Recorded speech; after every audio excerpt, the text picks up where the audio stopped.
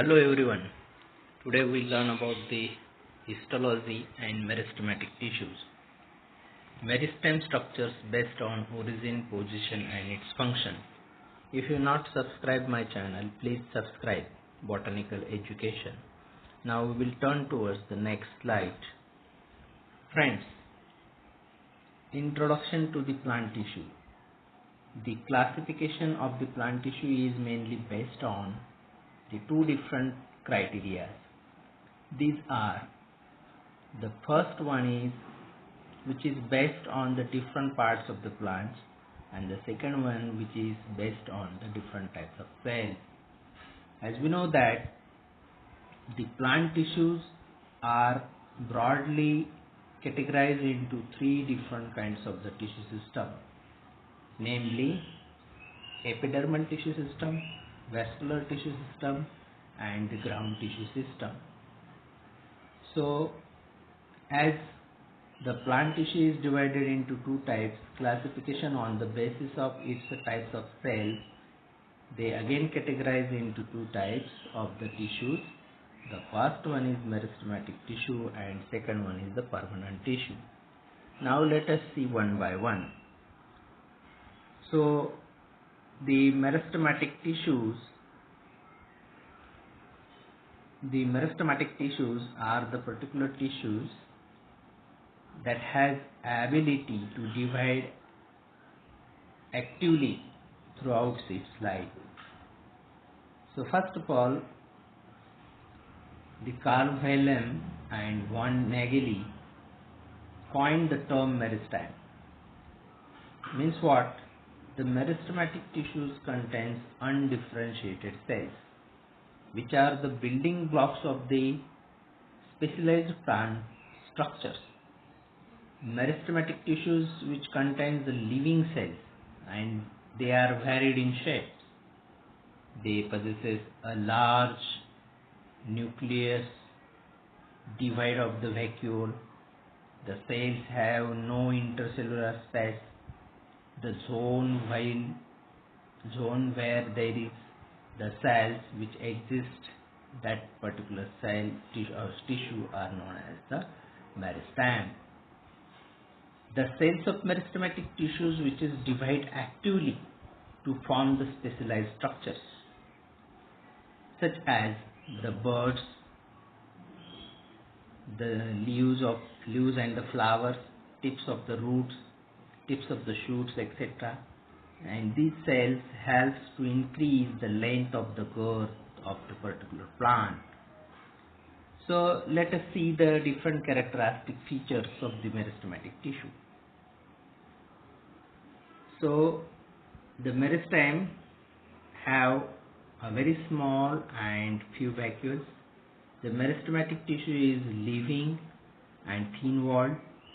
The protoplasm of the cells are very dense. They do not store the food material. The cells of the meristematic tissues are young and immature.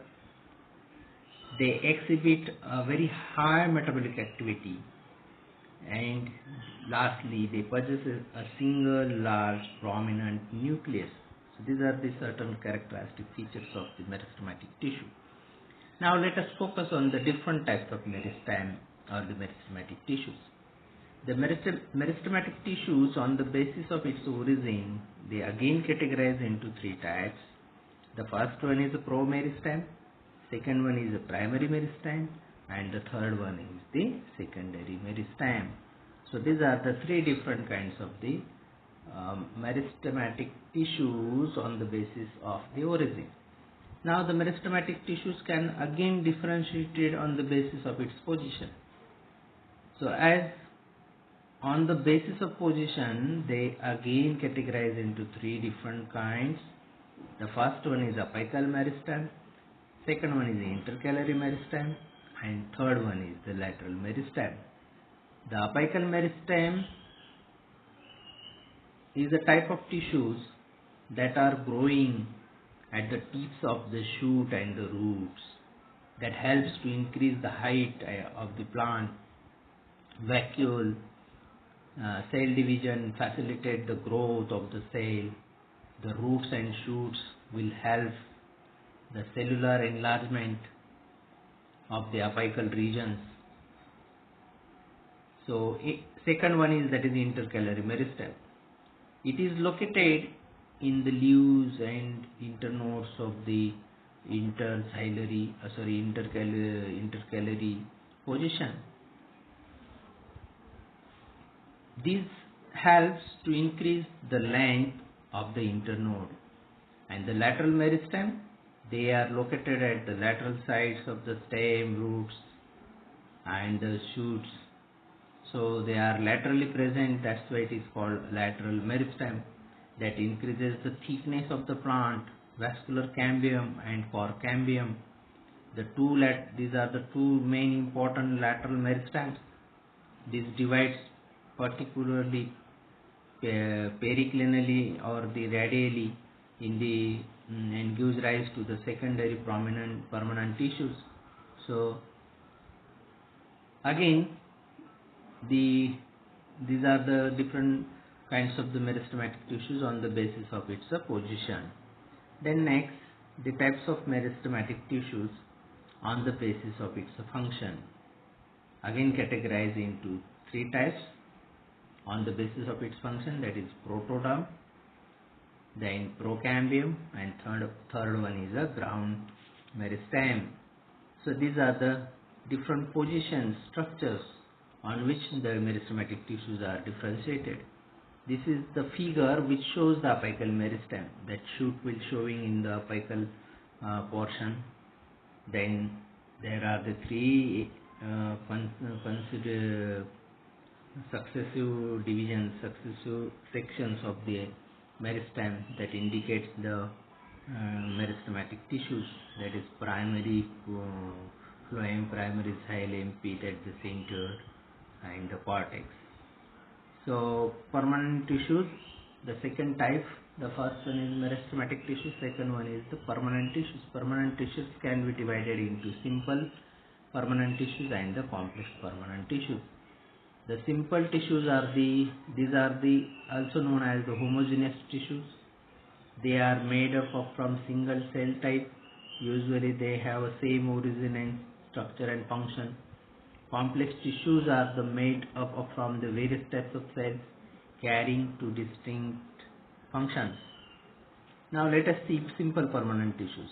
There are different kinds of the simple permanent tissues, that is parenchyma, parenchyma, florenchyma, sclerenchyma, etc. So let us focus on the parenchyma. These are the cells. They are all rounded in shape, made up of from hemicellulose or cellulose. The cells are very thin walled. Vacuoles are very cells having the vacuoles and very small nucleus. So this is the protoplasm is living and dense. This is the structures of the parenchyma, different figures. Collenchyma is also one of the important simple tissues, which is long and thick walled. The cell wall is made up of from the cellulose and pectin. It is only the tissue is the highest refractive index due to the presence of pectin. So amount of chloroplast is less in these particular cells, and the cells have no intercellular spaces. That's why this is shown in this figure, collenchyma. Then third one is a sclerenchyma. This is one of the important dead tissue, simple tissue, a very hard and rigid structure. The cells with thick wall, various shapes and sizes, with they provide the mechanical support, strength and rigidity to the plant body. These are the different structures of the sclerenchyma, figures showing the sclerites and the fibers. It is mechanical tissue that gives the strength and to the particular plant. The complex tissues are again two types, xylem and phloem.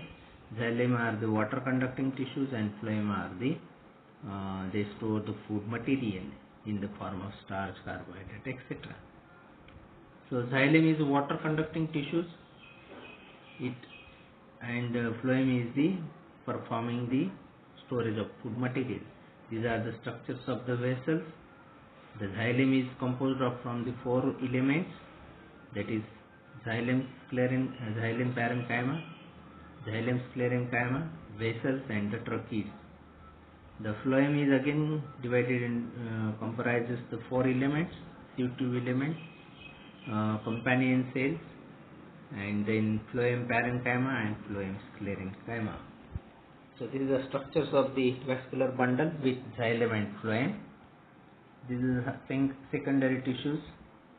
They are forming into different plants.